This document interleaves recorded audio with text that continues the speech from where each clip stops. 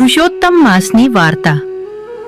એક વખત બધા મહિનાઓમાં પોતાનું મહત્વ હતું, પરંતુ અધિક માસ વધારાનો મહિનો કોઈ દેવતા સાથે જોડાયેલો ન હોવાથી તેને કોઈ માન આપતું નહોતું।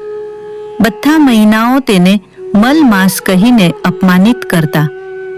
દુઃખી થઈને અધિક માસ ભગવાન શ્રી કૃષ્ણ પાસે ગયો અને પોતાની વ્યથા કહી। ભગવાને તેની વાત સાંભળી અને તેને પોતાના નામ સાથે જોડ્યો। ભગવાને કહ્યું, આજથી તું મારો પ્રિય મહિનો ગણાશે। તને પુરુષોત્તમ માસ તરીકે ઓળખવામાં આવશે। જે ભક્ત આ મહિનામાં ઉપવાસ, જપ, તપ, દાન, પાઠ અને ભક્તિ કરશે તેને વિશેષ પુણ્ય મળશે। ત્યારથી અધિક માસ પુરુષોત્તમ માસ તરીકે પ્રસિદ્ધ થયો।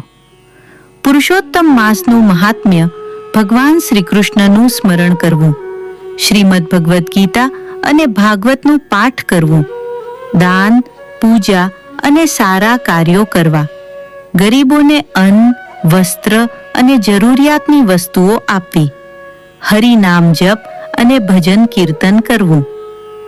વાર્તાનો સાર પુરુષોત્તમ માસ આપણને શીખવે છે કે જેનું અપમાન થાય છે તેને પણ ભગવાનની કૃપાથી સર્વોત્તમ સ્થાન મળી શકે છે।